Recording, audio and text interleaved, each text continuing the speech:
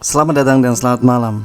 Saya Denny, narator dari Rumah Horor Indonesia, kembali menjumpai kalian. Dan kali ini seperti biasa, kita akan mendengarkan sebuah cerita horor di malam hari ini. Sebelumnya, buat kalian yang sudah subscribe channel Rumah Horor Indonesia, juga sudah komen, sudah like atau dislike, terima kasih. Dan buat kalian yang juga setia mendengarkan saya di podcast Rumah Horor Indonesia di Spotify, juga makasih. Dan mohon kesediaannya buat mampir ke YouTube RHI atau Rumah Horor Indonesia, buat subscribe karena itu bakal membantu banget. Dan terima kasih banget buat kalian yang sudah. Cerita kita untuk malam hari ini berjudul Pabrik Setan. Seorang ibu bernama Indah sedang berusaha mencari pekerjaan. Dari pagi dia menyusuri jalan-jalan di Jakarta. Dia berjalan mendatangi warung-warung makan dan toko-toko untuk menanyakan lowongan pekerjaan.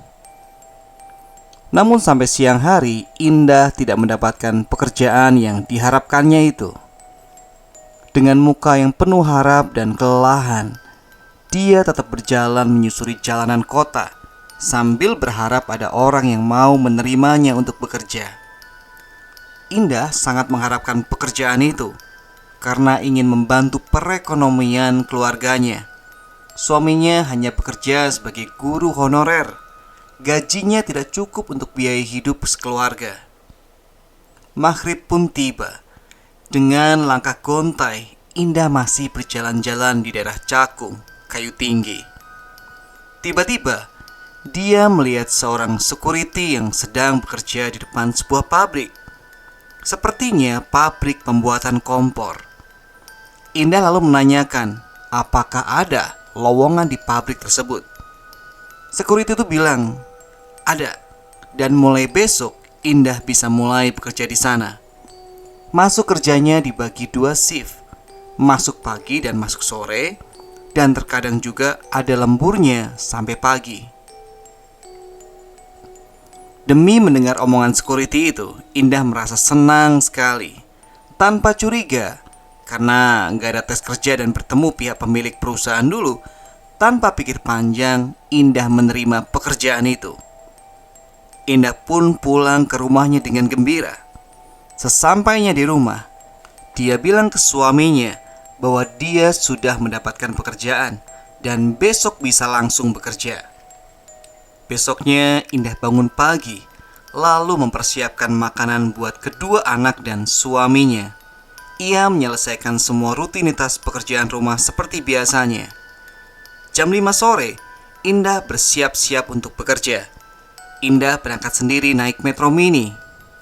Sesampainya di tempat kerja, dia mendatangi security yang kemarin, dan diantarnya lah Indah ke dalam sebuah gudang.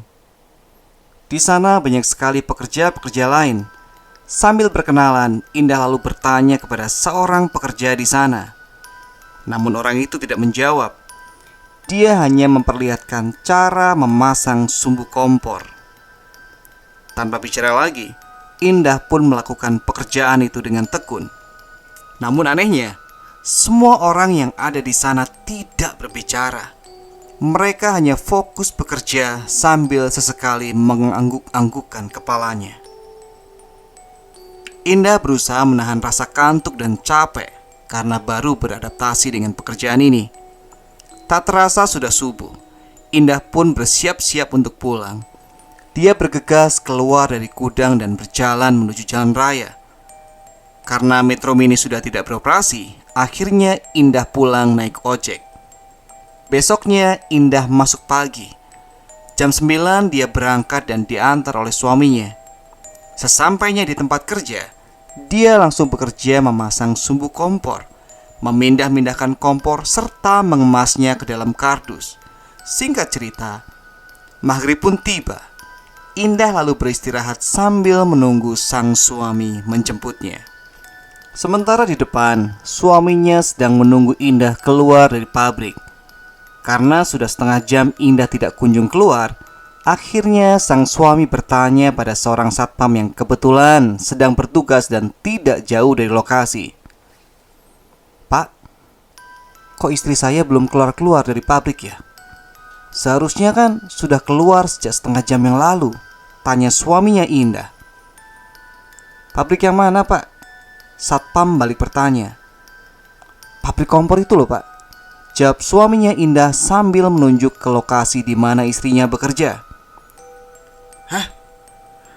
Bapak bercanda kali?